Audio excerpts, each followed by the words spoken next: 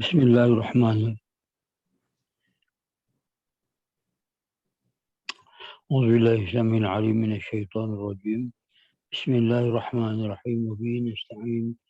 الحمد لله رب العالمين والصلاة والسلام على أشرف الأنبياء والمرسلين وعلى آله وصحبه أجمعين. سبحانك لا علم لنا إلا ما علمتنا إنك أنت العليم الحكيم. رب اشرح لي صدري ويسر لي أمري واحلل عقدة من لساني يفقهوا قولي.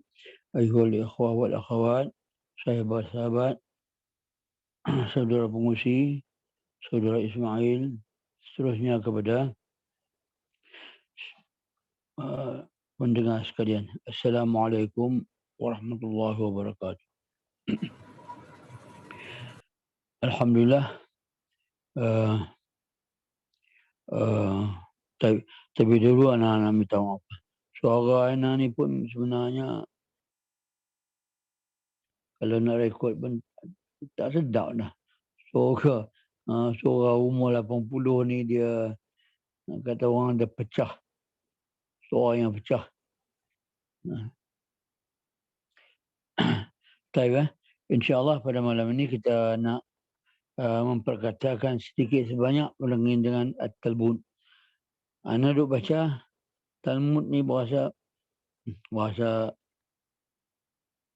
bosan dan benci. Dia lebih macam mengarut lebih banyak daripada yang sebenarnya. Jadi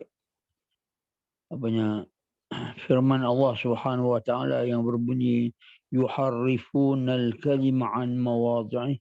Artinya mereka ini memang mentahrifkan, menyelewengkan nas yang asal tu kepada sesuatu yang memuaskan hawa nafsu dan kehendak-kehendak mereka.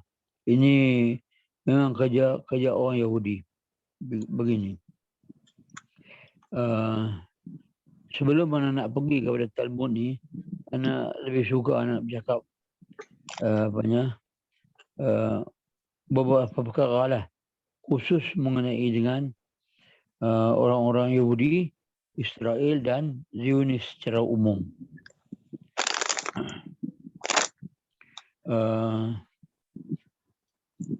Anak macam buat satu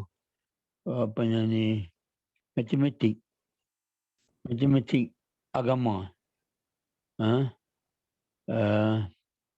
iaitu kita ada dua, satu umat Islam, satu Banu Israel.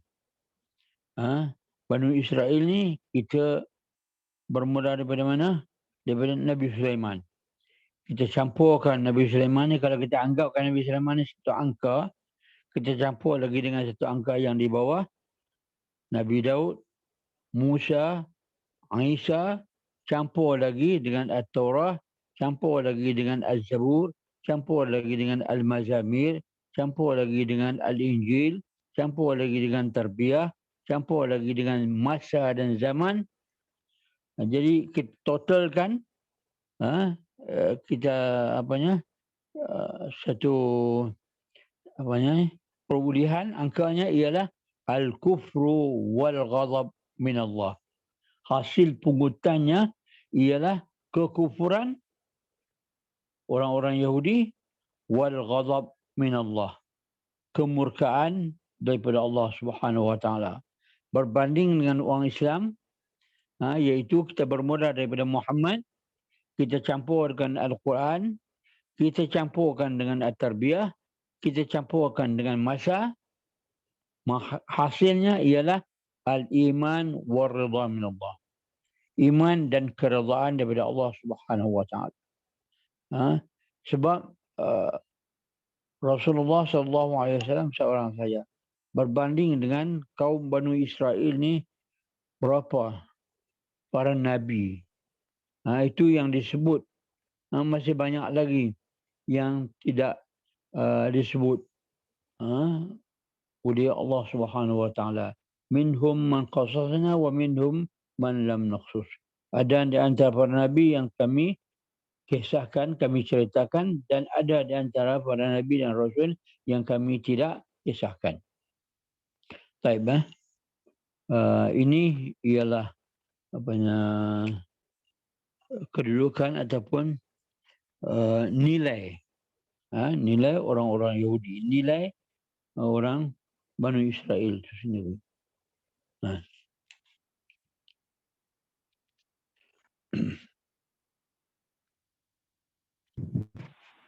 Baik.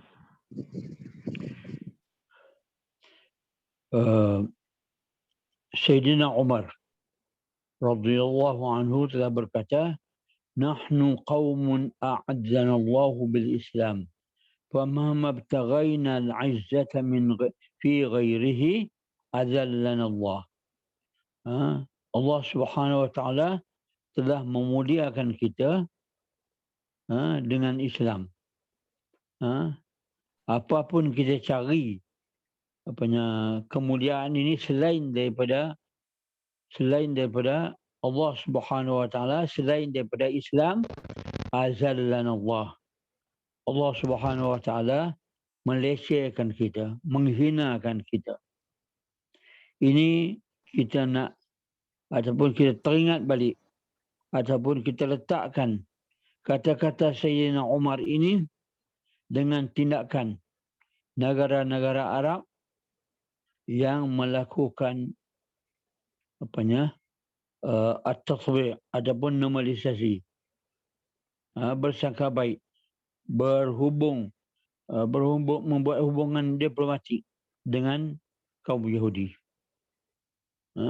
Artinya Allah Subhanahu Wa Taala sudah menghinakan mereka ini, kaum ini. Kerana apa?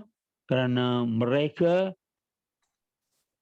tidak mengingati ayat Allah Subhanahu Wa Taala yang senantiasa kita baca di dalam sembahyang kita. Ghairil maghdubi alaihim.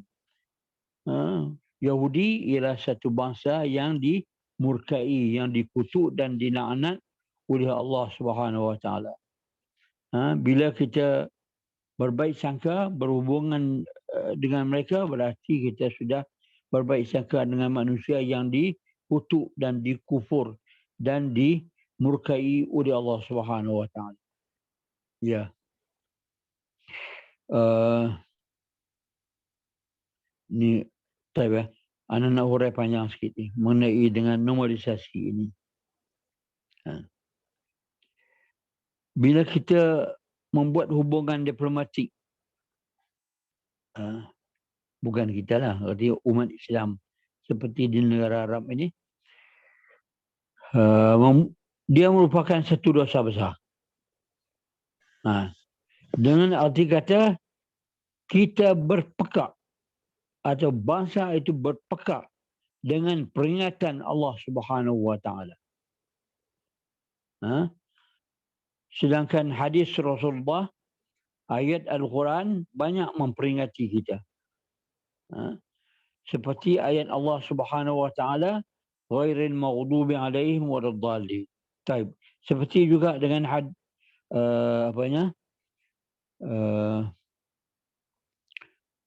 peringatan Allah, walan tarda anka al-yahud walan nasara hatta tattabi'a millatahum.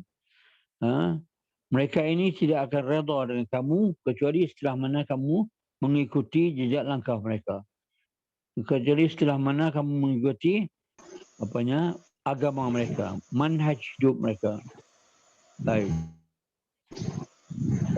Bila kita berhubung baik dengan Yahudi, berarti kita bersyubhat. Bersyubhat mana? Bersyubhat dengan mengakui dan mengiktirafkan dengan rampasan orang-orang Yahudi ataupun dengan pelanunan kaum Yahudi ke atas bumi Palestin. Kita mengakui mereka itu ataupun kita mengiktirafkan ataupun kita mewajarkan kerja-kerja orang Yahudi itu dengan rompakan mereka ataupun dengan penjajahan mereka ke atas bumi Palestin. Baik. bila kita berbaik sangka, berhubungan dengan Yahudi, berarti kita berhubungan dengan syaitan. Secara terang Allah Subhanahu wa taala menyebutkan wa idza khalau ila syayatinihim, dan apabila mereka duduk bersama dengan syaitan mereka, para ulama, para mufassirin menafsirkan syayatin di sini ialah orang-orang Yahudi. Di dalam surah Al-Baqarah.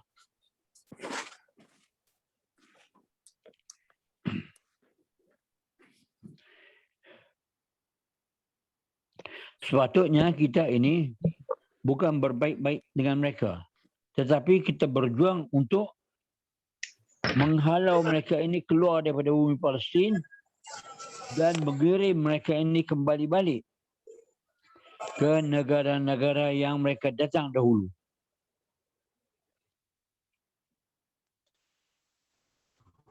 Baik. Apabila kita menghalau orang-orang Yahudi daripada bumi Palestin ini, berarti kita mencontohi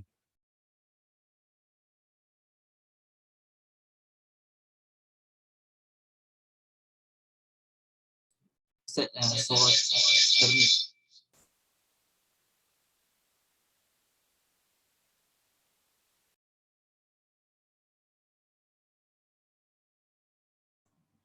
Ustaz, tak dengar suara.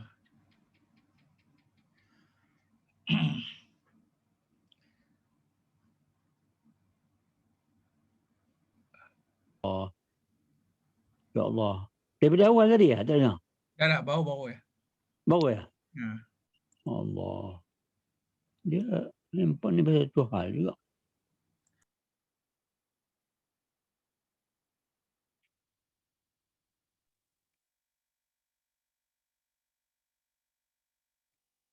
Boleh ya? Boleh ya? Baik. Alhamdulillah.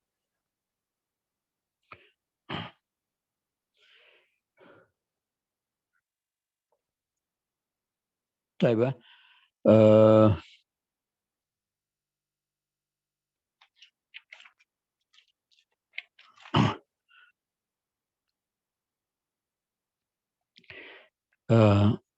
Anda nak sebut beberapa nuktah lah kat sini. Di dalam sastra barat, tidak mengenali Israel. Apa yang dikenali ialah Yahudi. Kalau kita baca buku mengenai yang dituliskan oleh William Shakespeare, Saudagar Venice, Merchant of Venice itu menyebut orang-orang Yahudi, menyebut tokoh Yahudi, peniaga Yahudi di situ.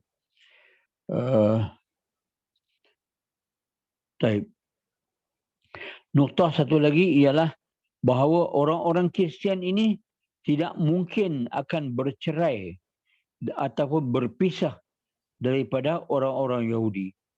Biarlah secara mana mereka memarahi, selagi mana mereka itu beragama Kristian, maka selama itu mereka akan berpaut dan berpegang dengan orang-orang Yahudi.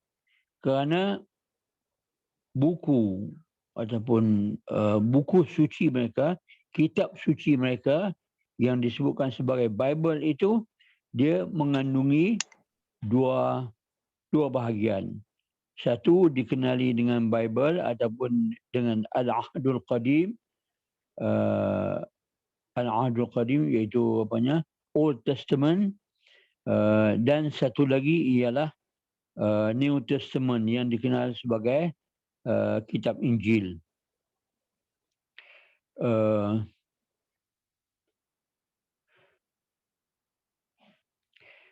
Bila berlaku pemberontakan di dalam agama Kristian, pemberontakan di atas yang dilakukan oleh golongan Protestan terhadap golongan Roman Catholic di Vatikan, pada ketika itu orang-orang Kristian Protestan amat memerlukan kepada orang-orang Yahudi untuk mengupas, menafsir, mengulas, menerangkan, membuat pencerahan pada perkara-perkara keagamaan yang kurang mereka jelas.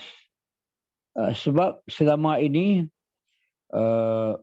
kitab Bible ini dia hanya menjadi bacaan kepada golongan-golongan clergy, golongan-golongan agama sahaja.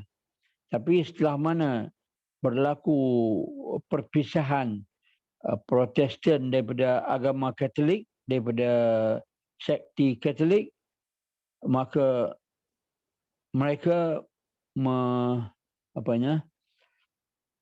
membuat macam satu peraturan ataupun satu pembukaan lah. Kalau dahulunya di buku-buku Bible ini hanya dibaca oleh golongan agama, tetapi apabila Protestan menubuhkan gerakan dia, maka dia mengatakan buku ini adalah untuk semua manusia, untuk sekalian yang beragama Kristian, terutamanya daripada agama Protestan. Maka di ketika itu orang-orang Kristian memerlukan kepada orang-orang Yahudi, terutamanya golongan Rabai, untuk menjelaskan kandungan-kandungan di dalam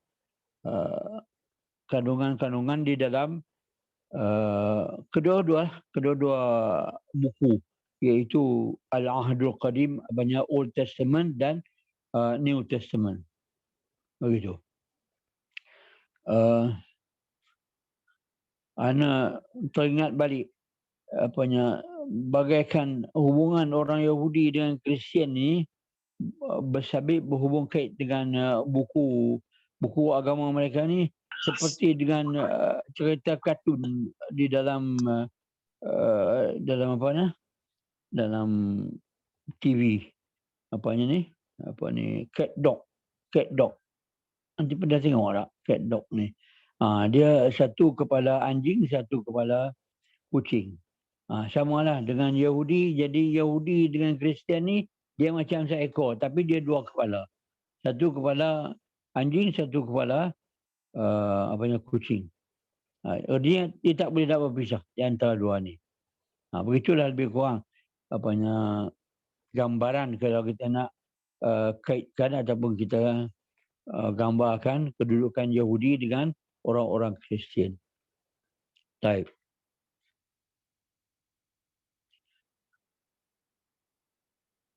Catatan Ana ni tidak berurutan sangatlah. Tidak sekuens sangat. Dia terpisah-pisah. Tapi walau macam mana insya-Allah antum boleh hubung kaitkan.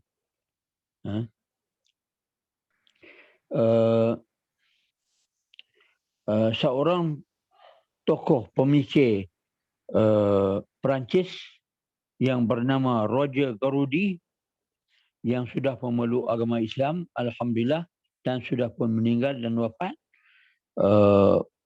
Dia telah membuat sebuah buku. Dia sebut sebagai macam, kalau kita terjemahkan,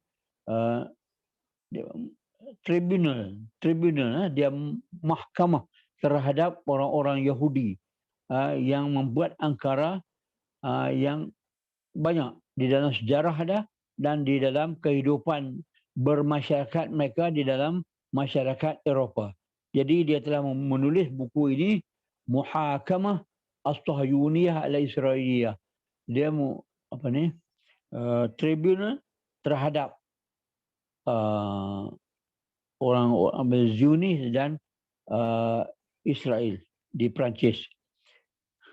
Ikutan daripada itu, kerajaan Perancis pula telah mentribunalkan Roger Garaudy kerana dia buat buku ini, dan banyak lagi perkara-perkara yang dia mendedahkan keburukan yang dianggapkan oleh orang Perancis dan oleh orang Yahudi sebagai menghina menghina bangsa Yahudi, maka dia ditribunalkan dalam satu inilah majlis tribunal di Perancis.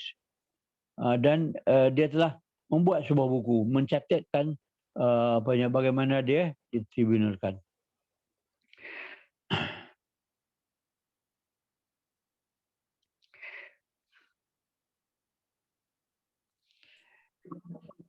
Di dalam sebuah buku yang ditulis oleh ini Henry Ford.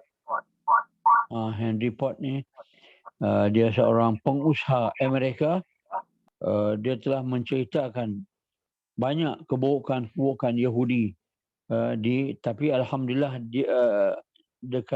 dia tidak wallahualam tidak ditribunalkan. Mungkin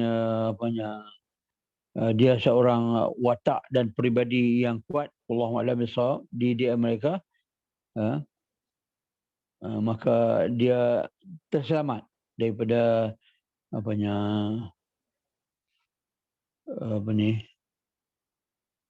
tribunal ataupun kecaman dan sebagainya oleh orang-orang Yahudi di Amerika. Type.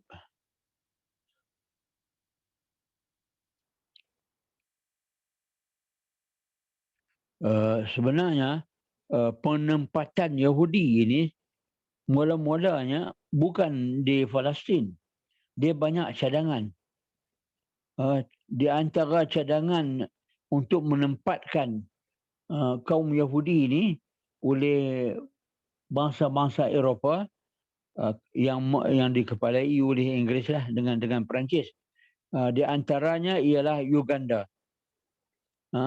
Kemudian juga dicadangkan Ecuador di antara tempat untuk dijadikan penempatan kepada orang-orang Yahudi yang berselerak di negara-negara Eropah.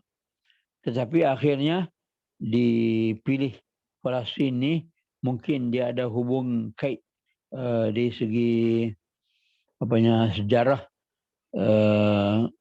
sejarah lama Yahudi.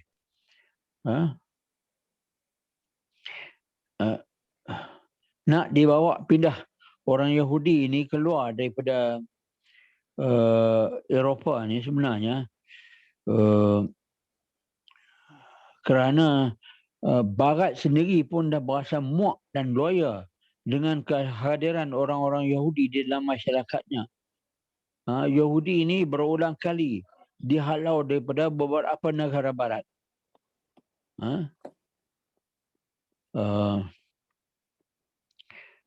Orang-orang Barat ni sebenarnya dia sensitif dengan dengan orang-orang asing yang masuk ke dalam masyarakatnya, terutamanya orang-orang Yahudi. Tetapi oleh kerana kaum Yahudi ini kuat, dia menguasai ekonomi Barat, maka sebab itu mereka berasa macam tidak ada kuasa lah untuk nak menghalaukan, kecuali setelah mana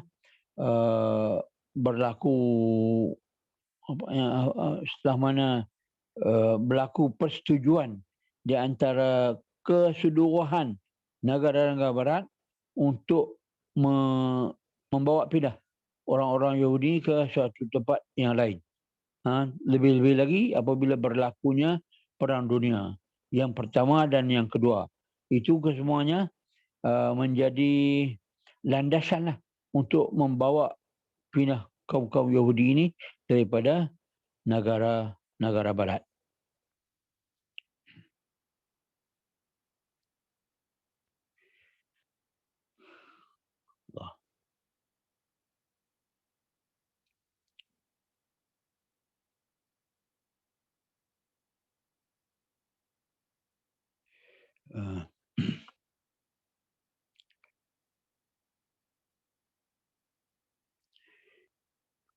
Syed Qutb rahmatullahi alaihi di dalam tafsirnya Fi Zilalil Quran, dia telah menyebut bahawa surah Al-Baqarah secara khususnya membicarakan tentang Yahudi, tentang Bani Israel, tentang kejahatan dan kedurjanaan yang mereka lakukan di atas muka bumi.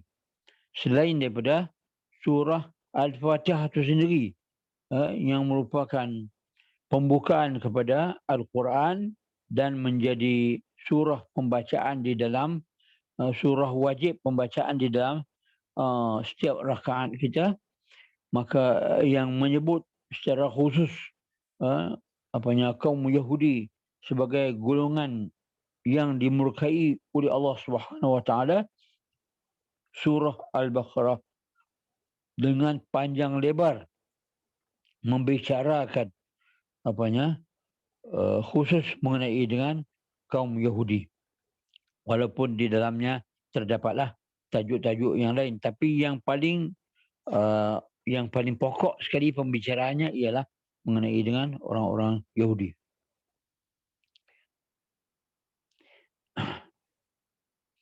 Bagi orang Islam sebenarnya dengan surah Al-Fatihah dan surah Al-Baqarah tadi sudah cukup mereka untuk berwaspada dengan kaum Yahudi.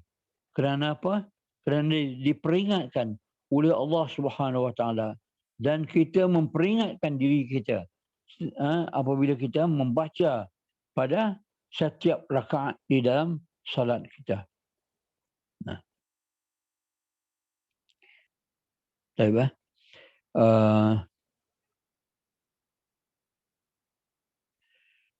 Pada sesi yang lepas ada Ustaz Haris bicarakan mengenai dengan tabiat kaum Yahudi ini.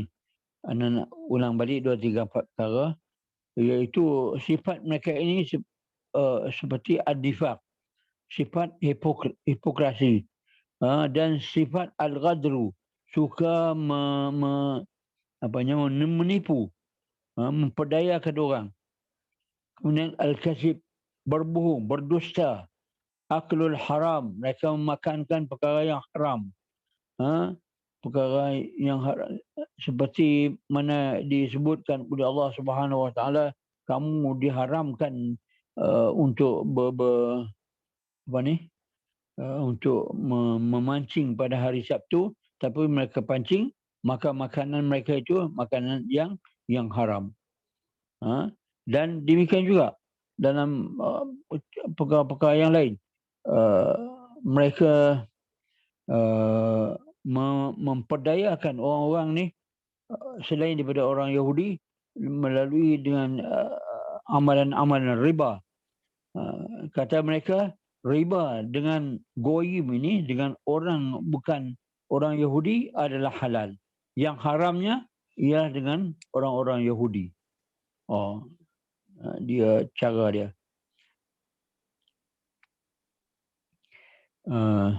Ya.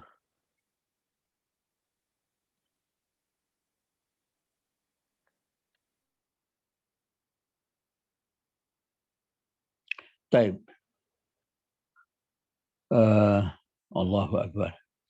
Orang-orang Yahudi ini akan terus dikekalkan di atas muka bumi ini untuk dilaknat oleh Allah Subhanahu wa taala dan dilaknat oleh makhluk-makhluk yang lain. Sekiranya Allah Subhanahu wa taala melaknat mereka, ertinya seluruh makhluk-makhluk yang lain turut melaknati kaum Yahudi ini. Suatu bangsa yang Masya Allah dijadikan dijadikan sebagai sasaran untuk dikutuk dan dilaknat oleh Allah Subhanahu wa taala. Dia dijadikan khusus untuk itu. Sebagaimana orang Islam ni khusus dijadikan ukhrijat linnas. Kamu dikeluarkan untuk kebaikan manusia-manusia yang lain. Itu beza di antara umat Islam dengan bangsa-bangsa Yahudi.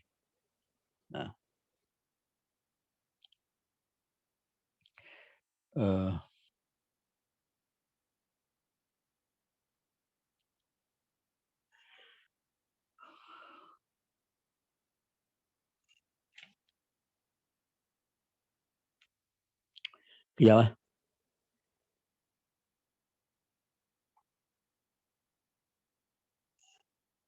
Nak minum sekejap.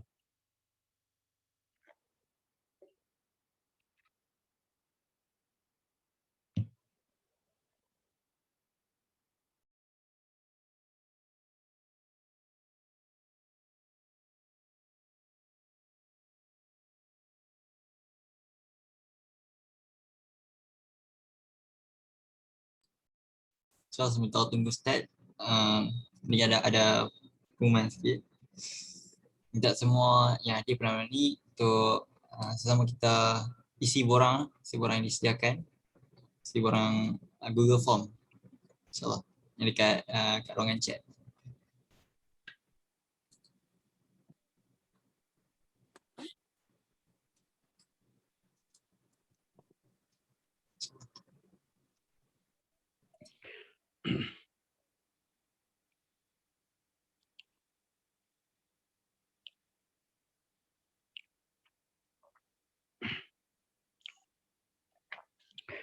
Baik.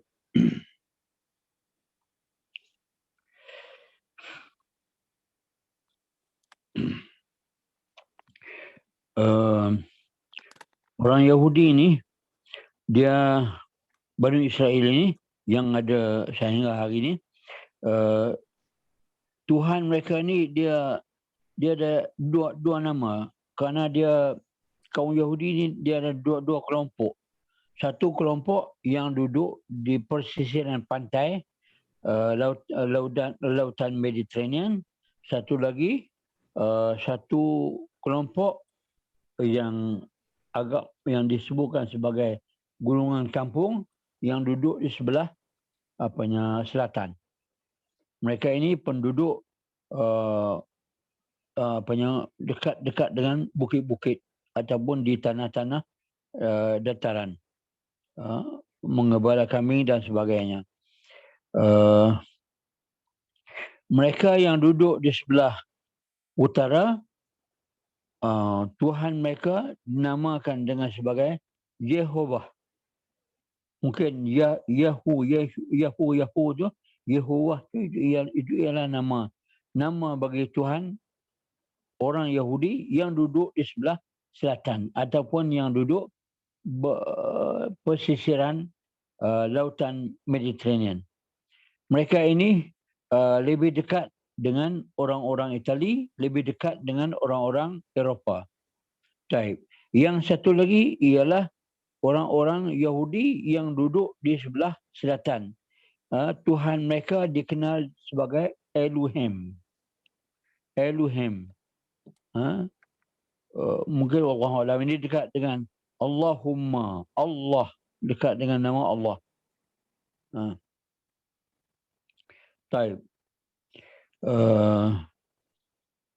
Itu di segi nama ya lah, di segi nama.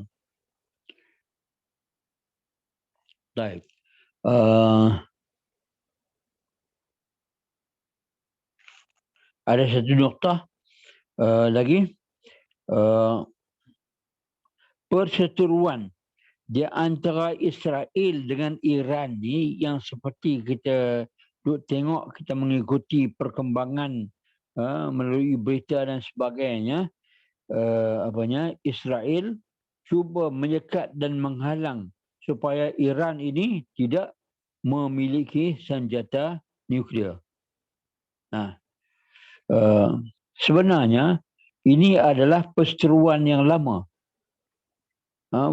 di antara Iran dengan Israel ni, di mana orang-orang Yahudi ini pernah ditawan oleh orang-orang Iran di suatu ketika dahulu, dibawa lari, diserang. Mereka ini diserang di Baitul Maqdis di Jerusalem situ semasa mereka duduk bersama-sama dengan orang-orang Palestin. Mereka telah ditawan dan dibawa lari pergi ke di Iraq pun pada masa itu di bawah jajahan Iran. Dibawa lari ke satu tempat yang bernama Babylon. di ramai dibawa lari, entah berapa ratus ribu dibawa lari duduk kat situ, sehingga banyak adat-adat resam orang-orang Parsi ini terserap masuk ke dalam amalan-amalan orang-orang Yahudi. Malah oleh kerana orang-orang Yahudi ini sudah menjadi dua kelompok yang masih berada di Palestin, yang tidak dibawa lari, yang tidak yang tidak ditawan oleh orang-orang Iran, maka macam berlaku satu penafsiran terhadap kitab Taurat mereka. Satu tafsiran yang dibuat oleh ulama-ulama Yahudi yang dibawa lari pergi ke Babylon, dan satu lagi ialah tafsiran yang dibuat oleh ulama-ulama yang masih tinggal, yang masih ada di bumi Palestin.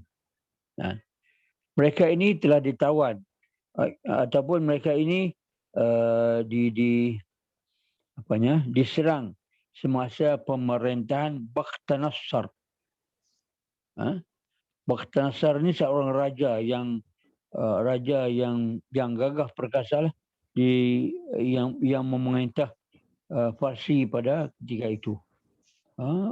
Iraq pun jatuh masih dibawa di dalam tangan orang-orang Parsi pada ketika itu. Jadi Israel tidak nak orang-orang Iran mempunyai kekuatan sama seperti dengan mereka, supaya artinya sejarah lama tidak berulang, supaya tidak Iran tidak mempunyai kekuasaan, tidak mempunyai kuasa dan kekuatan untuk melanggar Yahudi, dan sehingga berlaku penawanan kali yang kedua terhadap orang-orang Yahudi. Baik.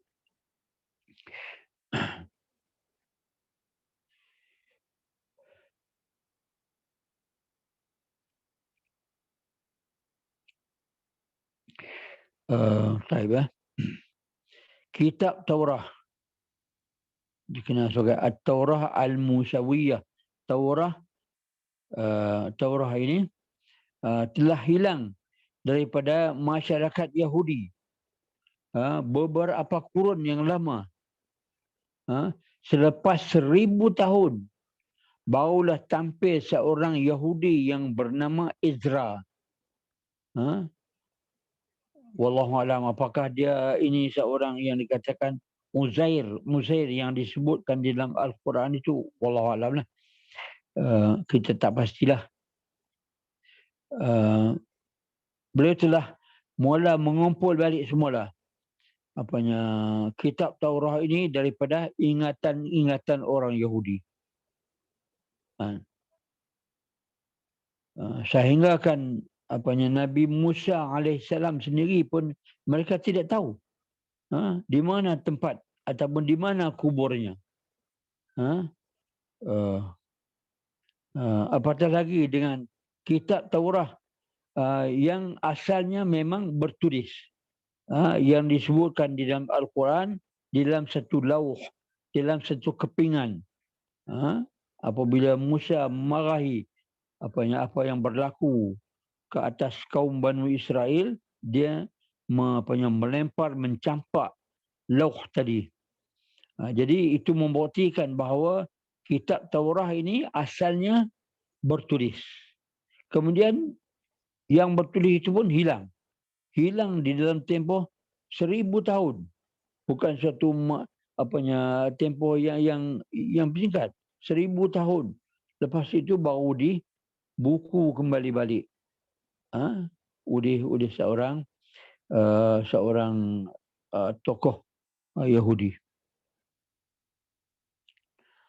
Oleh kerana kitab Taurah ni hilang begitu lama, maka dia menjadi amalan kepada orang-orang Yahudi ini. Dia lebih berpegang dengan Talmud dan Al-Mishnah, yang dikatakan bahawa kitab Talmud dan Mishnah ini ialah ajaran-ajaran yang diberikan oleh Tuhan kepada Nabi Musa alaihissalam secara lisan. Manakala At-Taurah itu ialah penurunan pemberian secara bertulis.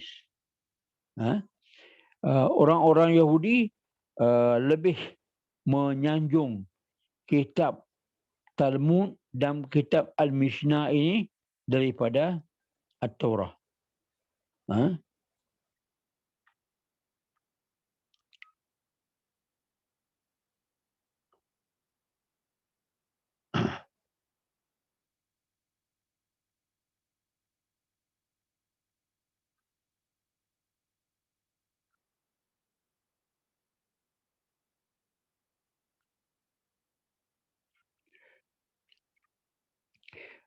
Malah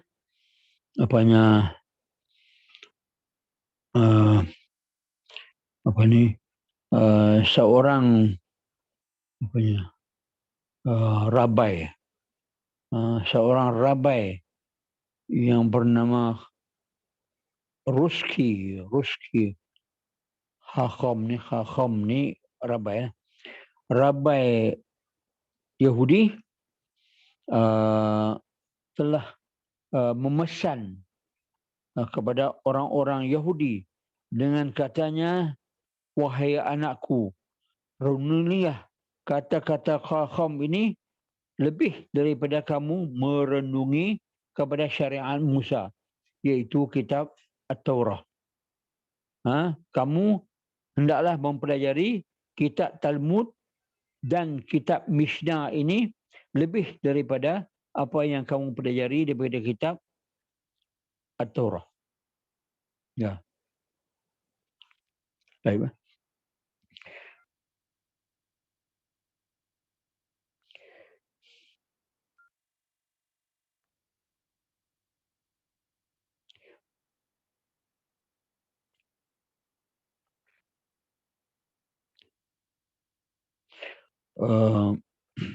Di antara perkara-perkara yang menyebabkan orang Eropah ini bersenang dengan orang Yahudi ini, kerana orang Yahudi ini dia macam menjadi tok pawang, menjadi yang boleh meneka, yang boleh menelah, yang boleh fokus dengan perkara-perkara yang perkara gaib lah. Maka sebab itu mereka, dan ada perkara-perkara yang kebetulan berlaku tepat seperti mana yang disebutkan oleh orang-orang padri mereka, sehingga ada satu tokoh Yahudi yang terkenal, dan dia ada sebuah buku dia, ada jual di kedai-kedai buku. Buku seperti Nostradamus. Buku ini menggambarkan telahan-telahan Yahudi yang pernah dia buat untuk orang-orang Barat. Baik.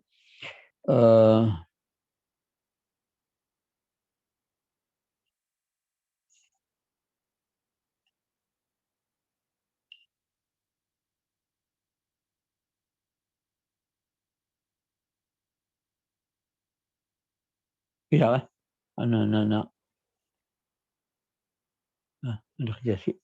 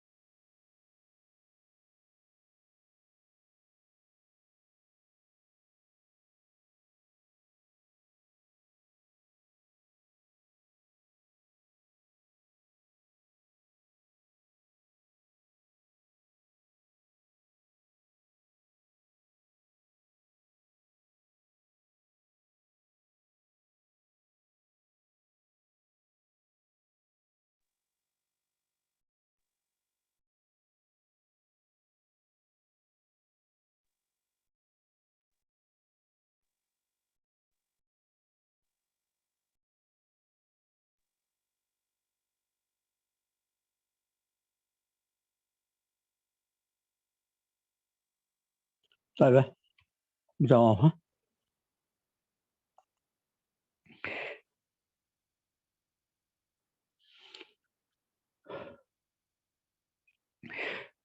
Taib anak sebut kat sini, orang Yahudi ni, dia jenis manusia yang memburu kekayaan. Memburu buru emas. Buru kemewahan. Di mana saja dia berada, di situlah dia akan tuju. Dan mereka ini tidak suka pergi ke tempat-tempat perkampungan, tempat-tempat kampung. Dia akan duduk di bandar-bandar. Sebab di situ dia boleh menjalankan kecergasan berniaga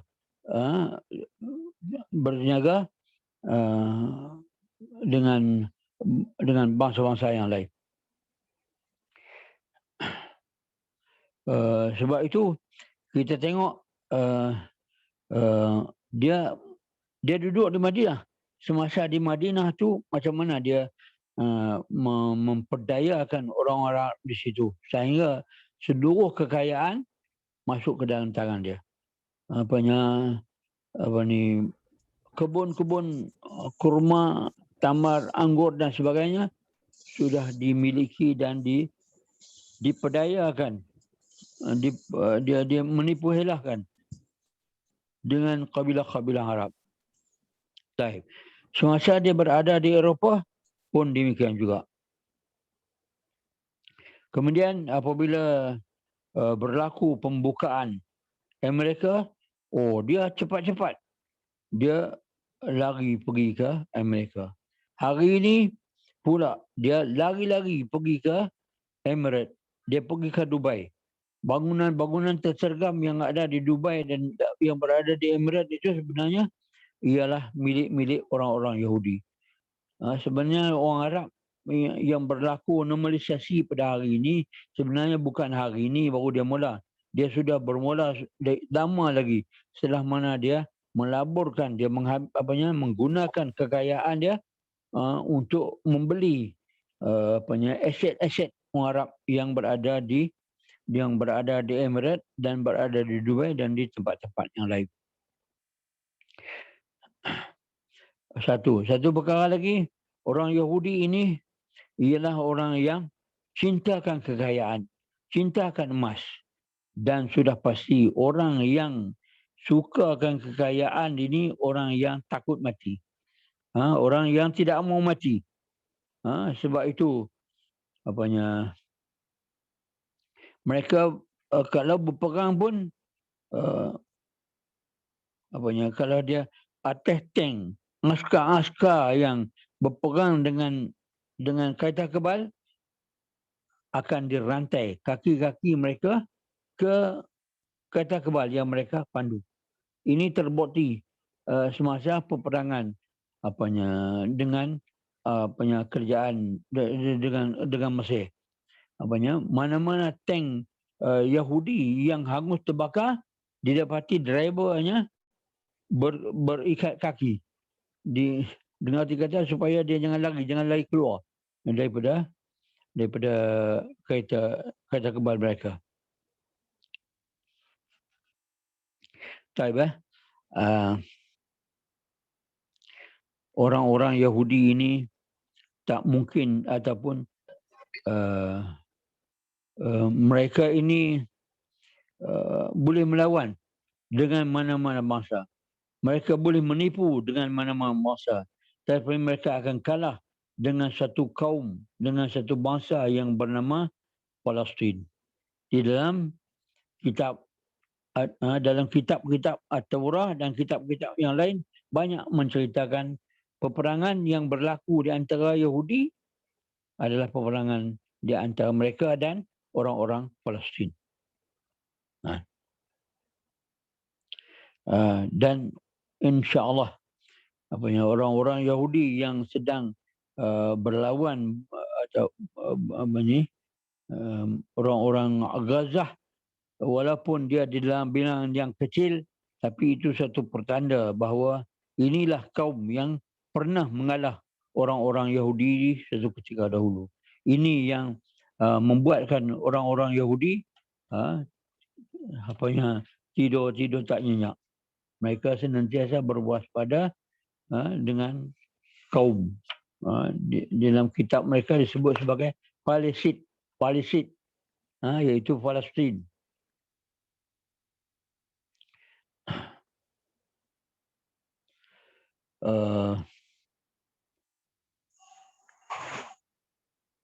Baik. Ada satu noktah yang pelik sedikit.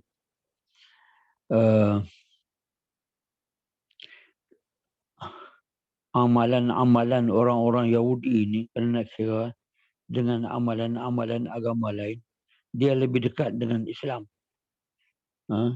Dia lebih menjaga al-asalah dia, menjaga keaslian dia. Dia tidak hanyut dibawa. Sehingga sebab itu kalau kita nak pergi ke Eropah, kita naik kapal terbang, kita takut nak memakan makanan yang bercampur dengan perkara-perkara yang haram, kita lebih senang memilih makanan orang-orang Yahudi yang disajikan di atas kapal terbang. Dan mungkin dari segi tauhid pun, wallahu alam bisawab, mungkin dia lebih dekat dengan orang-orang Islam. Cuma dia tidak menerima Rasulullah SAW sebagai Rasul. Itu saja yang menjadi dia kufur. Taibah. Wallahu alam bisawab. Itulah di antara yang anak-anak bicarakan sedikit mengenai dengan orang Yahudi. Taibah. Kita nak masuk kepada tajuk yang sepatutnya anda bicara panjang lebar, tapi anda ingat tak banyaklah anda nak bicarakan sedikit mengenai dengan At-Talmud.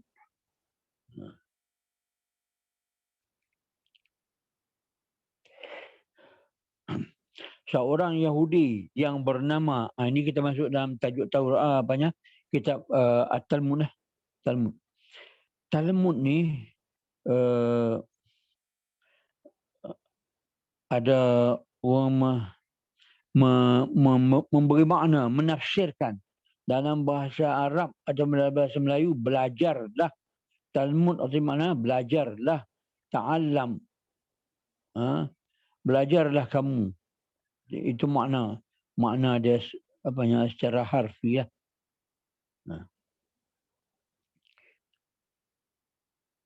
Talmud ini ialah dianggapkan sebagai kitab Taurah yang disampaikan secara lisan. Mana kitab At-Taurah itu dinamakan sebagai syariat yang al-maktubah, syariat yang bertulis, yang wallahu alam lah, yang diwahyukan, yang dihantarkan oleh Allah SWT kepada Nabi Musa alaihissalam semasa dia berada di Tur Sina. Itu pun kita tidak boleh nak berpegang, tidak boleh nak beramal dengannya. Cuma kita mempercayai bahawa Musa pernah menerima kitab At-Taurah. Itu sahaja. Tapi kita nak beramal dengan kitab Taurah yang ada, tidak boleh. Kerana kita tidak mempercayai kesahihan dan keaslian dia. Sudah dicampur aduk. Sebab dia sudah selain daripada apa yang disebutkan oleh Allah Subhanahu Wa Taala, yuharrifuna al-kalima an mawadhi, juga kerana orang-orang Yahudi menulis kembali balik, menulis semula kitab Taurah itu selepas 1000 tahun. 1000 tahun itu satu jangka masa yang panjang, tidak menjaminkan keaslian dia. Kecuali lah sebagaimana yang berlaku kepada orang-orang Islam yang menghafaz setelah dikumpulkan penghafaz dan dipastikan barulah dibukukan, dijadikan satu mushaf. Taib.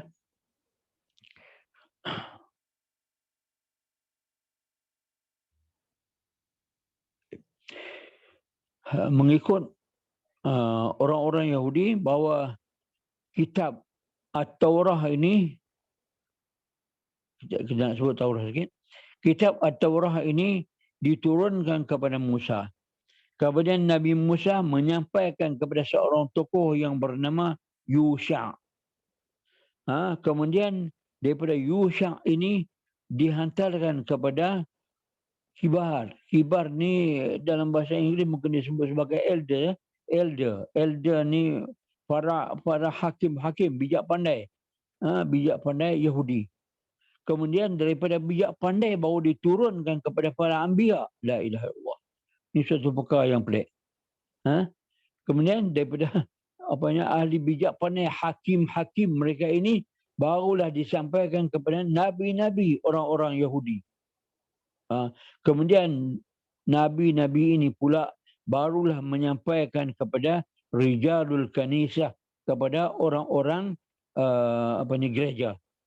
Orang-orang sinagog baru menerimanya. Ini silsilah lah, kalau kita nak sebut silsilah ataupun sanad ya, untuk nak menyampaikan kitab At-Taurah. Wallahu a'lam bishawab. Itu mengikut pandangan orang-orang Yahudi.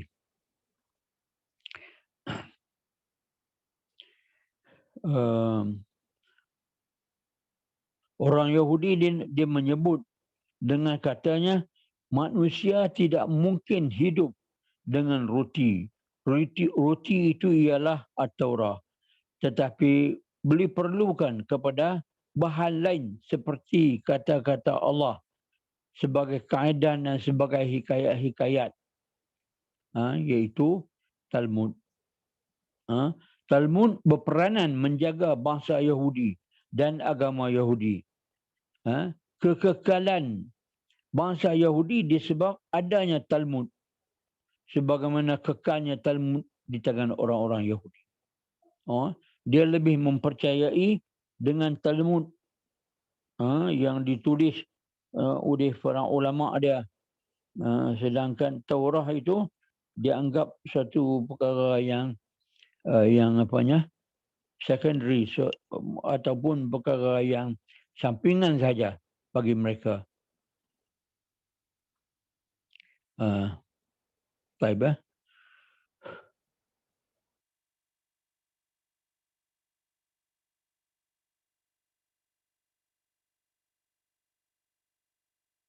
Kemudian ada satu lagi, selain daripada Talmud ini ialah Mishnah. Ada yang mengatakan bahawa Mishnah ini ialah tafsiran ataupun ulasan kepada At-Talmud, kitab Talmud mereka. Mishnah ini mungkin kalau kita nak artikan dalam bahasa Arab ialah At-Tasniyah. At-Tasniyah ni artinya yang diulang-ulangkan. Yang diulang-ulangkan. Mishnah. Musanna. Dekat dengan bahasa Arab.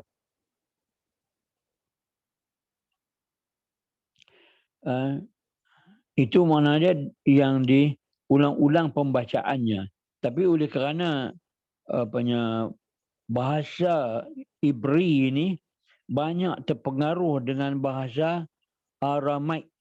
Bahasa Aramaik, bahasa yang berdekatan dengan orang-orang Yahudi, maka Al-Mishnah tadi mengikut bahasa Aramaik bukan diulang-ulang baca, tetapi ialah mempelajarinya, darasah dalam bahasa Arab.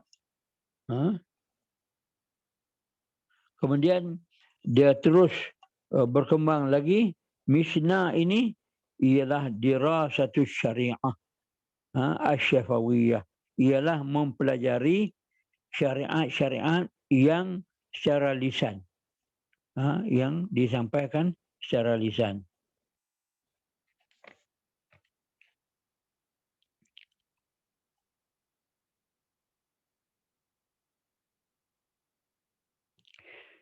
Type.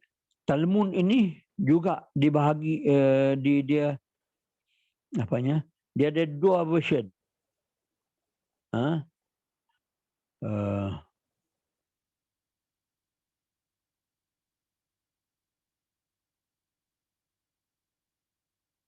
Satu version disebutkan sebagai version Urshalim ataupun Jerusalem. Satu lagi ialah version Babylon. Babylon ini tempat yang dibawa lari ataupun yang yang ditangkap, orang-orang Yahudi yang ditangkap dan dibawa lari pergi ke Babylon, ke Iraq. Maka berlakulah dua Talmud. Talmud Urshalim dan Talmud Babylon.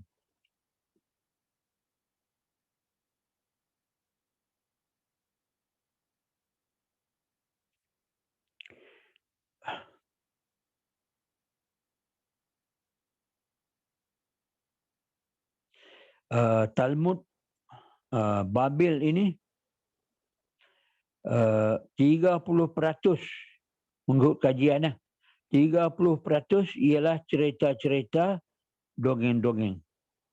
Selebihnya barulah ada ajaran-ajaran syariat. 30% dongeng-dongeng. Ini yang wallahu alam besar, yang terbawa-bawa, yang dibawa masuk ke dalam yang kita sebut sebagai Israiliyat di dalam agama kita. Cerita-cerita dongeng ini yang dibawa masuk ke dalam cerita dalam menafsirkan ayat-ayat Al-Quran, malah di dalam sirah, malah di dalam cerita Qisasul Anbiya sendiri pun banyak cerita-cerita yang dongeng begini. Memang menarik sebab dia macam novel, macam cerita, macam cerita 1001 Malam. Jadi dia menyegarkan, menyeronokkan, tapi cerita dongeng lah.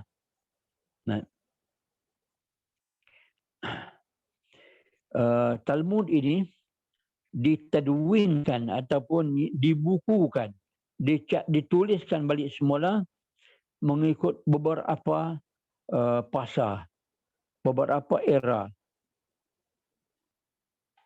Ini pun anak nak sebut pun payah ni.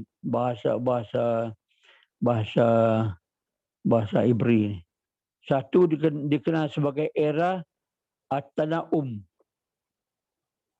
Apa dia? At-Tana'um ni dalam bahasa Arab disebutkan sebagai Al-Muallimun. Al-Muallimun. Baik.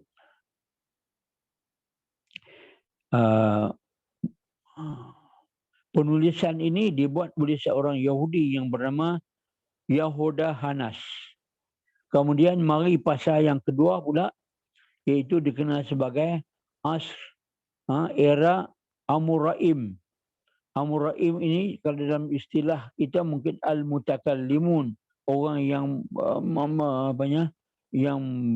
berbahas, yang berbincang mengenai dengan uluhiyat ketuhanan seperti di dalam ilmu kalam kita. Ilmu kalam yang banyak masuk logika Plato dengan Aristotle.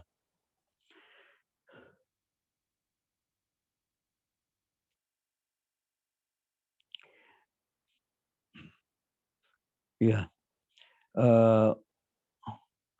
Era Amuraim ini dipelupurkan oleh golongan Al-Mutakallimun, orang yang berbicara dengan ketuhanan, juga Al-Jadaliyun, golongan yang suka berjidal, berdebat, berbahas dan sebagainya.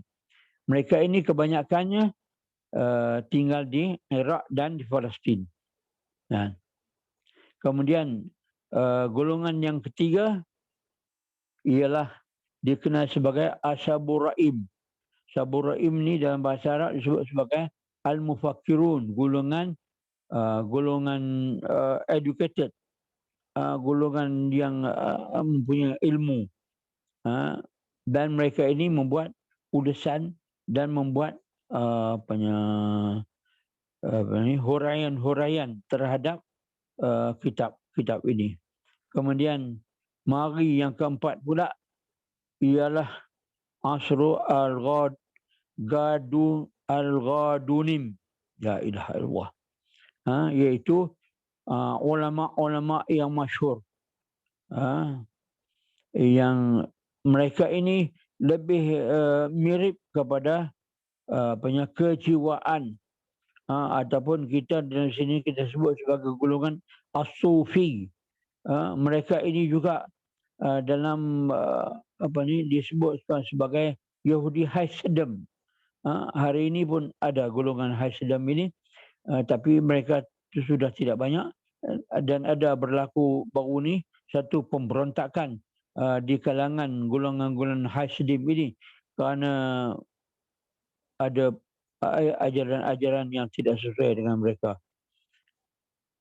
Kemudian mari pula era yang kelima, iaitu Asrul Fatawa. Era berlakunya fatwa-fatwa dan berlakunya pembicaraan-pembicaraan mengenai dengan fiqh-fiqh di dalam dalam ajaran-ajaran Yahudi. Type. Cetakan, terdapat beberapa cetakan mengenai dengan At-Talmud ini. Salah satunya ialah cetakan yang dibuat di Venice pada tahun 1520 miladi, dalam sebanyak 12 jilid, 12 volume. Tetapi cetakan ini pihak Vatikan meminta supaya dibakar, dibuang-buang ke semua Talmud ini, kerana di dalamnya banyak mengandungi penghinaan terhadap bangsa-bangsa lain selain dari Yahudi, dan banyak cacian terhadap agama-agama yang lain dan bangsa-bangsa yang lain selain daripada bangsa Yahudi. Kemudian pada tahun 1578 timbul lagi satu cetakan yang dibuat di Basel di Switzerland. Ya.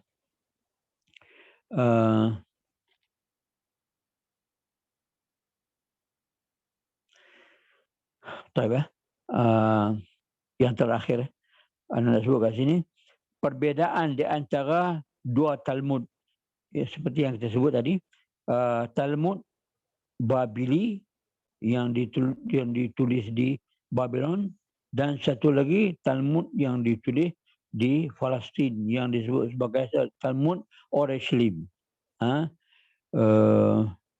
Talmud yang ditulis di Babylon ini, dia lebih 3 kali ganda tebalnya, banyaknya berbanding dengan Talmud yang ditulis di Yerusalem.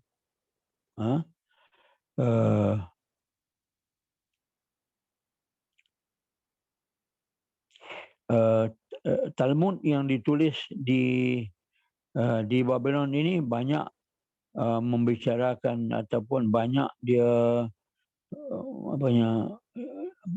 permasalahan yang didebat-debatkan.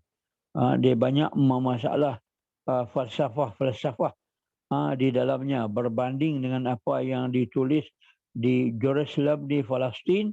Dia banyak perkara-perkara yang walaupun dia nipis tetapi dia lebih mutasyaddid, lebih keras, lebih serius lagi dengan amalan-amalan orang-orang Yahudi, seperti dia mengharamkan urusan perniagaan dengan golongan-golongan wasani, golongan-golongan penyembah berhala dan sebagainya.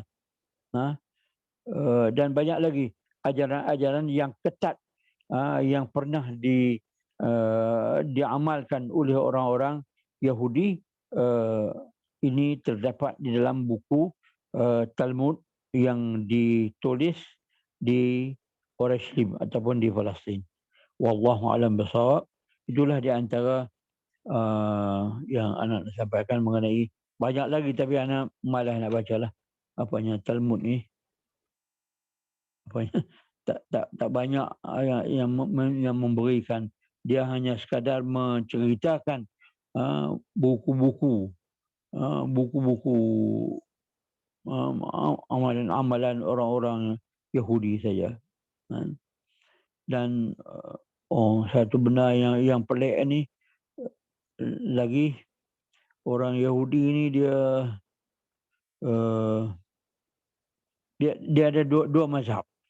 Satu mazhab yang mengatakan bahawa Nabi Musa itu ialah akhir Nabi. Tak ada dah. Kita mempercayai bahawa Nabi Muhammad ialah Khatamul Anbiya. Dia mempercayai, satu mazhab lah, mempercayai bahawa Musa itu adalah Nabi yang terakhir. Tak ada Nabi.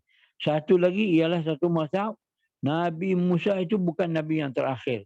Malah ada lagi para Nabi yang terakhir, yang datang selepas Nabi Musa. Di antaranya dia katakan bahawa Theodor Herzl, pengusaha pejuang Israel yang sekarang ini, itu dianggapkan sebagai Nabi. Dan mungkin akan datang lagi Nabi-Nabi selepas ini. Wallahu a'lam bishawab. Wassalamualaikum warahmatullahi wabarakatuh. Waalaikumsalam warahmatullahi wabarakatuh. Jazakallah khair ucapkan kepada Ustaz Darus Nabi atas penyampaian pada malam ni. Alhamdulillah. Sikit telah cerita malam ni berkaitan dengan Yahudi dan kitab Talmud kan, yang Ustaz contoh tadi. Jadi kita sebelum ni kita bincang berkaitan dengan Yahudi tu banyak arah. Kita dah memang kenal Yahudi tu, memang dia punya sifat dia, perangai dia memang sama lah daripada penjelasan-penjelasan. Dia adalah seorang yang memang tak ada lah. Kita tengok satu kebaikan pun dekat bangsa Yahudi kan, yang bangsa yang dilaknat kan daripada Allah. Macam Ustaz kata tadi, bangsa yang dikekalkan untuk dilaknat oleh Allah dan umat makhluk-makhluk dia, insyaAllah. Dan anda buka kepada soalan jika ada pertanyaan, insyaAllah. Ustaz, dekat chat kita ada satu soalan. Ya. Baca. Nah. Apakah sikap yang kita perlu ada kepada orang Yahudi, terutamanya yang tinggal di Israel? Jika kita tersempat dengan mereka, apa yang kita nak buat tersempat dengan mereka seperti di internet? Tak adalah kita nak menerangkan, menjelaskan hak yang sebenarnya, dan kita nak membongkarkan kepalsuan. Itu di atas kemampuan kita untuk menjelaskan. Sebab itu kita perlu jugalah ilmu-ilmu mengenai dengan orang-orang Yahudi. Kita mengenalkan seru kita ini untuk kita membongkarkan keburukan orang-orang Yahudi daripada dahulu lagi sehingga hari ini. Yang sejarah mereka ini seperti yang saya kata tadi lah, tidak ada suatu pun, tidak ada satu nuktah yang baik pun, tidak ada satu sumbangan yang baik pun kepada umat manusia. Kerana dia satu bangsa, dia mementingkan diri dia saja.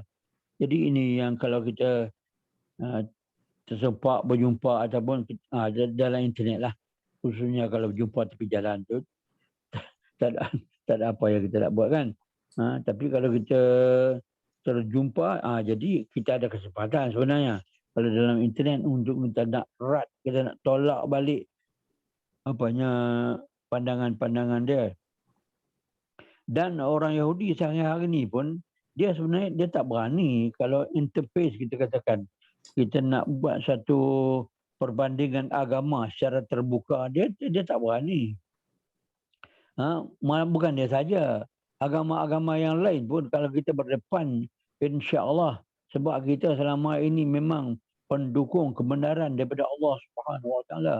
Kita dan senjata kita pun sebenarnya kita menjelaskan, cakap al-kalam, bukannya menggunakan alat senjata untuk melawan dan mencanggahi manusia. Kita dengan al-kalam dulu. Sebab itu Ustaz Qutb mengatakan la ikrah fid qad tabayyana ar-rusyd min al-ghayy. Setelah mana terserlahnya kebenaran Jadi kita berhujah, kita menerangkan al-Islam, kita menerangkan manusia nak terima itu soal lain. Manakala orang lain, orang ashabul batil, pendukung kebatilan, dia tidak punya senjata al-kalam ini. Maka dia menggunakan kekerasan, dia menggunakan al-hadid wa nar, kata bahasa Arab. Dia menggunakan api dan besi untuk memaksa manusia supaya menerima ajaran dia, menerima ideologi dia. Sama seperti dalam ideologi sosialis dan komunis. Mereka tidak nak berdebat, memang tidak ada modal untuk nak berdebat dengan manusia. Maka dia menggunakan kekerasan, menggunakan tipu helah untuk memperdayakan manusia. InsyaAllah apabila kita berdepan dengan mereka ini, insyaAllah kita boleh terangkan, jelaskan kebenaran. Kita tak perlu pergi jauh. Kita ambil sedut saja daripada Al-Quran. Al-Quran ini memang syarat dengan hujah-hujah untuk kita berdepan dengan orang-orang Yahudi. Kita berkeyakinan. Dan banyak, kalau kita buka dalam YouTube pun banyak sebenarnya cerita-cerita bagaimana para ulama kita pernah berdepan dengan kerana orang Yahudi. Kesemuanya itu mereka dapat tumpaskan, dapat kalahkan orang-orang Yahudi. Wallahu a'lam bishawab. Dan ada lagi soalan, insyaAllah. Satu, macam mana kita nak highlight normalisasi yang berlaku ni kepada masyarakat? Ni satu soalan yang cantik ni.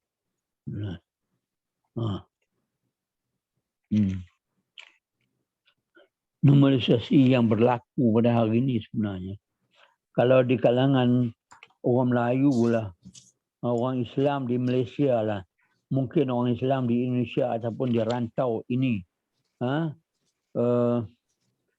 kita berkelahi dalam masalah fiqh, dalam masalah mazhab, dalam masalah politik. Tapi apabila kita berdepan dengan orang Yahudi, tidak ada seorang pun daripada orang Malaysia ini yang tidak setuju. Malah kesemuanya berasa bahawa dia akan menjadi tentera untuk melawan orang-orang Yahudi. Ini suatu perkara yang kita pergunakan, kita jadikan sebagai wasilah atau sebagai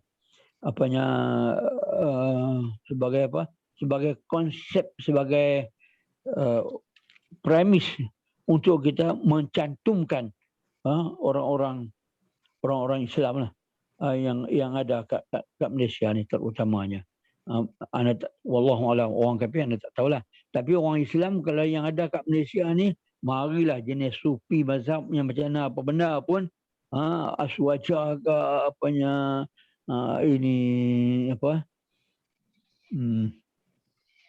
salafi dan sebagainya, kesemuanya mengatakan bahawa orang Yahudi ini adalah musuh dia. Itu kita boleh pergunakan, bukan perguna, arti kita manfaatkan untuk umat ini di masa-masa yang akan datang, bila wallahu a'lam. Soalan kedua, adakah Jehovah yang Ustaz sebutkan tadi ada kaitan dengan agama Jehovah Witnesses? Jehovah Witnesses ini dia boleh jadi dia ada kaitan juga tu dengan Jehovah. Dia satu persatuan timbul di Amerika. Jehovah Witnesses ni dalam bahasa Arab ditulis syuhud Jehovah. Syuhud Jehovah Witnesses ni timbul di Amerika. Wallahu a'lam bishawab. Mungkin dia nak mempergunakan orang-orang Kristian kat sana yang ada kat Amerika ni untuk nak menyokong perjuangan mereka. Tapi diceritakan akhir-akhir ini terbongkar dah, artinya perancangan-perancangan jahat mereka ni. Walaupun banyak yang dia mendapat sokongan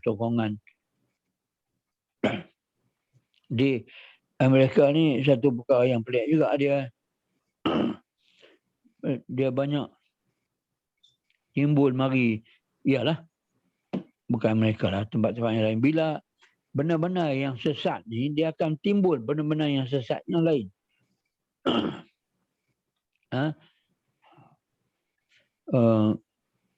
Yang menyesatkan orang lain. Dia buat ni. Allahu Akbar. Wallahu a'lam bissawab.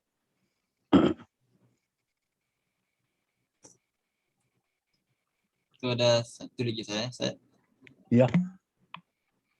Adakah Talmud yang diperdengarkan sebagai brainwash kepada Yahudi Zionis pada zaman sekarang isinya sama seperti Talmud dahulu atau diubah sesuai dengan lebih ekstrim supaya pembunuhan saudara-saudara kita di Palestin dibuat secara besar-besaran?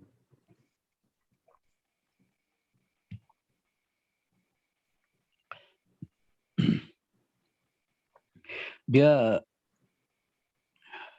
Yahudi ni, kalau Allah ada satu sejenis burung burung nama koko tu, ada filter air tu yang dikeluarkan oleh Korea, nama dia koko. Koko. Ada sejenis burung, kalau antum tengok gambar ni, dia menepati perangai watak orang-orang Yahudi. Dia pergi bertelur di sarang orang lain. Kemudian diram oleh ibu yang lain. Bukan ibu yang asal mengeramnya. Apabila yang menetas, burung koko ini yang menetas dulu. Kemudian bila dia menetas, dia akan tendang habis telur-telur yang lain, anak-anak yang lain yang menetas sekali dengan dia saja hidup. Akhir ibu bukan ibu yang sebenarnya, ibu tiri pergi cari makanan untuk dia. Burung koko ni lebih besar lagi daripada burung yang mengeramkan tadi. Sama juga perangai orang Yahudi lebih kurang macam ni. Mana-mana saja dia pergi, mungkin peringkat awal dia akan berbaik-baik dengan kita. Seperti dengan cerita orang-orang Yahudi semasa mereka berada di Spanyol. Di dalam era pemerintahan orang-orang Islam, ada universiti Yahudi yang meniru sistem pengajian Islam di Cordoba, Esbele dan di tempat-tempat yang lain. Jadinya orang-orang Islam memberi peluang kepada orang-orang Yahudi ini memajukan bangsa mereka. Tapi setelah mana mereka berpisah dengan orang Islam, malah dan orang Islam di masa itu pun sudah dihalau keluar daripada Andalusia, orang-orang Yahudi akan berpihak kepada orang-orang kafir, menentang balik orang-orang Islam. Ini yang dikatakan orang-orang Yahudi ini memang perangai dia zaman Rasulullah SAW. Di mana-mana zaman, di mana-mana negeri dia duduk, dia tidak akan berkhidmat dan dia tidak akan memberi kebaikan kepada bangsa itu atau siapa saja. Dia hanya memandang dia saja, memandang bangsa dia saja.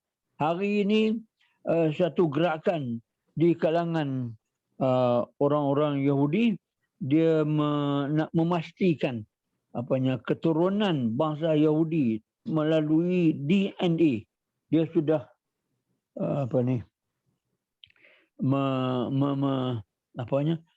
record. Wallahualam lah sejauh mana dia berjayanya. Dia merekodkan semua DNA orang Yahudi ni dalam rekod dia. Mungkin satu ketika besok artinya dia boleh kenal kamu ni Yahudi atau tidak Yahudi melalui darah, melalui DNA yang ada pada orang itu. Ini terhadap pembunuhan ini memang perangai orang Yahudi ni dia tak kira lah. Sama ada dia nak bunuh secara massacre secara beramai-ramai atau secara bersorangan seperti yang dibunuh pejuang-pejuang Palestin seperti yang berlaku kat KL baru ni Padi Batash yang dibunuh di depan rumah dia sendiri oleh ejen Yahudi yang ada kat Malaysia. Dan di mana-mana saja dia banyak memang dihantar. Bukan dihantar, dia upah. Orang itu sanggup pula dengan sebab Yahudi yang punya wang. Wang yang ni dia bukan upah dengan sedikit.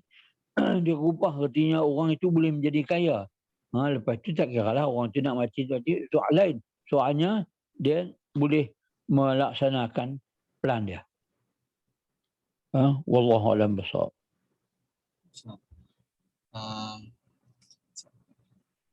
Ustaz, Ya. Ustaz boleh tuan sikit apa kepentingan kita tahu berkenaan dengan kitab Talmud ni? Apa kepentingan untuk kita tahu tentang kitab Talmud? Ada tak kepentingan misalnya macam keperluan untuk kita tahu tentang kitab Talmud ni? Kitab Talmud dia banyak benar-benar amalan dia saja. Kitab Talmud ni kebanyakan dan ada di dalam tu cerita-cerita dongeng. Dia tidak banyak sangat. Dia banyak yang perlu kita fokuskan ialah protokol Yahudi yang 24 itu. 24 ke 42? 42 itu.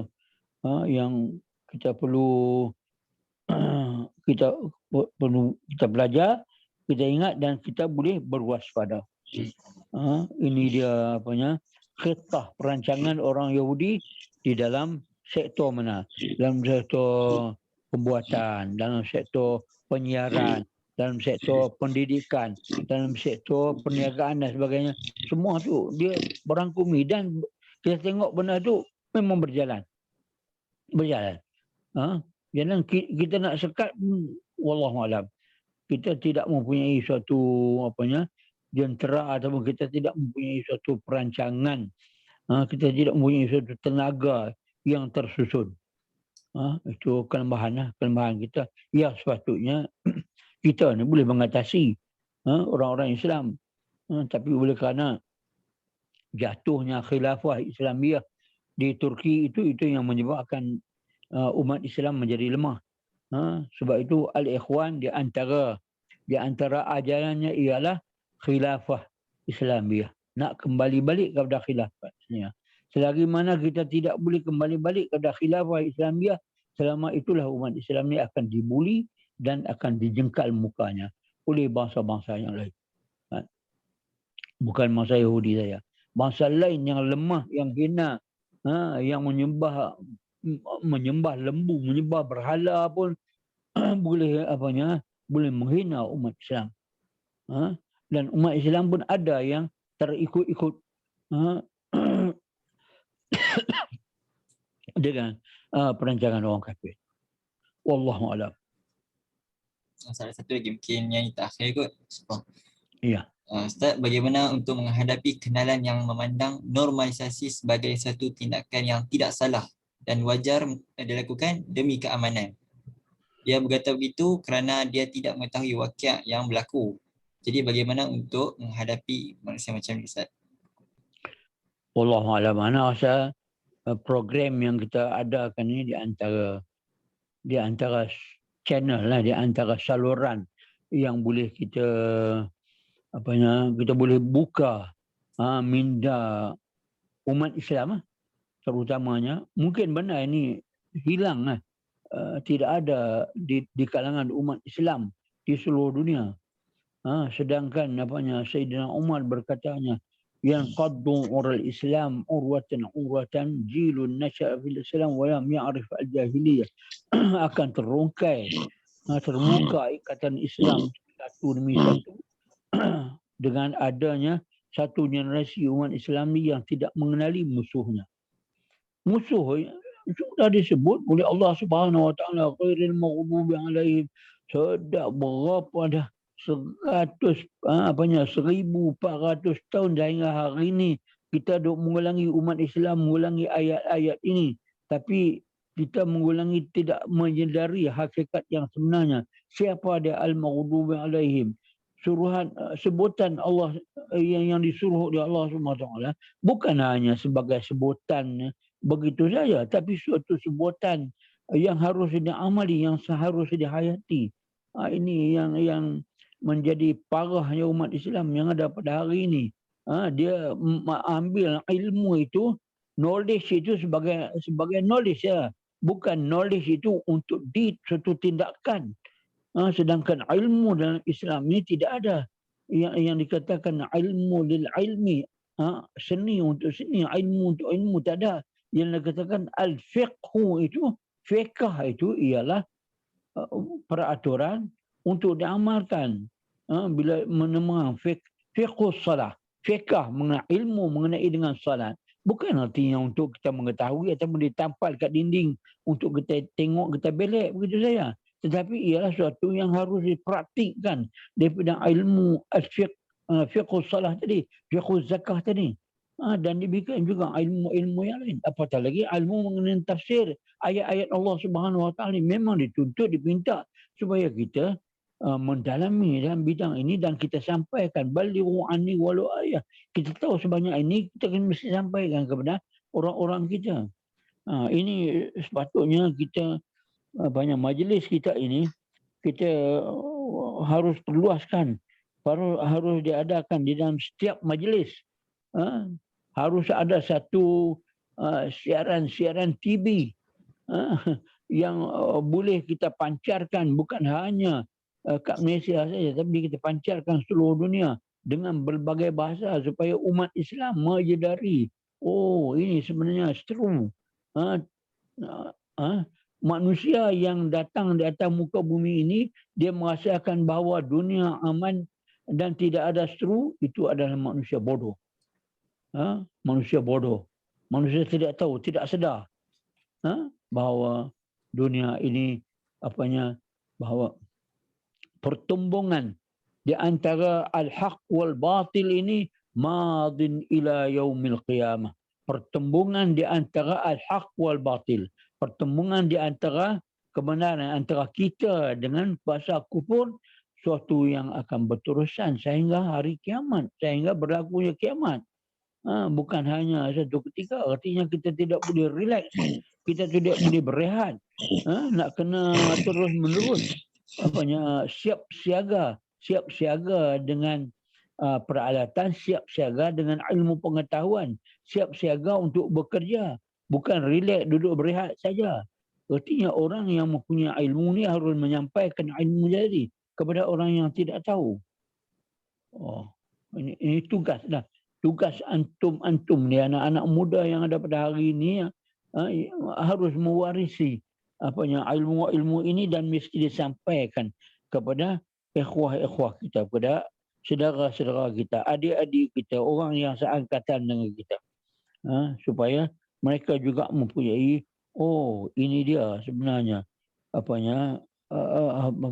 kelemahan. Di mana kelemahan orang-orang Islam ni? Kelemahan daripada kerana tidak mengetahui. Kerana kita tahu bahawa ilmu itu power kan, kekuatan. Kerana kita tidak tahu, jadi kita tidak ada kekuatan. Kejahilan itu satu kelemahan. Al-ilmu quwwah, al-jahlu dha'fun. Ini harus kita sedarlah benda ni, insya-Allah. Wallahu a'lam bissawab. Allah Alam. Jazakallah khair kepada Ustaz Fadil Sadar Husnawi atas penjelasan sebentar tadi, insyaAllah. Bila insyaAllah nak kira itu mungkin sangat akhir lah. Dan insyaAllah moga-moga kita boleh ambil iktibar, ambil semua kata-kata mutiara yang disampaikan Ustaz Darus. Dan sampaikan apa yang kita tahu, sampaikan setakat mana yang kita tahu, dan dengan adanya ilmu tu kita akan jadi kuat. Dengan kalau kita Islam dengan ilmu ni tidak boleh dipisahkan. Balighu anni walau ayah, sampaikanlah walau satu ayat, insya-Allah. Insya-Allah mungkin itu saja untuk malam ni. Jadi segala yang baik itu datang dari Allah. apa yang kurang tu datang daripada dalam sendiri. InsyaAllah sebelum kita tutup majlis, InsyaAllah ana mungkin InsyaAllah jemput Ustaz untuk kita tutup doa penutup. Orang yang suara elok lah baca sikit. InsyaAllah. InsyaAllah. Sama kita dadah tangan untuk kita bacakan doa Rabitah insyaAllah. Amin. Ya. A'udzubillahi minasyaitonir rajim. Bismillahirrahmanirrahim. Alhamdulillah rabbil alamin wassalatu wassalamu ala asyrafil anbiya'i wal mursalin wa ala alihi wa sahbihi ajma'in. Allahumma innaka ta'lamu anna hadhihi al-qulub qad ijtama'at ala mahabbatik wal taqat ala ta'atik wa tawahhadat ala da'watik wa ta'ahadat ala nasratik syari'atik fawasiqil lahum marabitataha wa adimuddaha wa hdiha subulaha wa amla'aha binurika alladhi la yakhbu washrah suduraha bifayadil iman bik wa jami' tawakkul 'alaika wa ahyiha bima'rifatik wamitha ala syahadati fi sabilik innaka ni'mal maula wa ni'man nasir. Allahumma amin. Sallallahu alaihi wasallam Muhammad wa ala alihi wasallam. Alhamdulillah rabbil alamin. Terima kasih kepada semua yang hadir malam ni. Terima kasih Ustaz atas penyampaian pada hari ini. Amin. Dan terima kasih kepada semua yang sudi menjayakan, sudi meramaikan majlis kita pada malam ni. Alhamdulillah insya-Allah. Dan sekali lagi sekurang untuk pengingatkan yang hadir malam ni supaya untuk isi borang kehadiran, borang yang disediakanlah berterang. Dan insyaAllah bila minggu depan kita akan ada topik berkenaan dengan kristianisasi insyaAllah. Kita panjang umur dan kita dapatlah insyaAllah keberkatan. Moga majlis pada malam ni mendapat keridaan Allah SWT insyaAllah. Amin. Kalau ana tutup majlis kita dengan tasbih kafarah dan suratul As.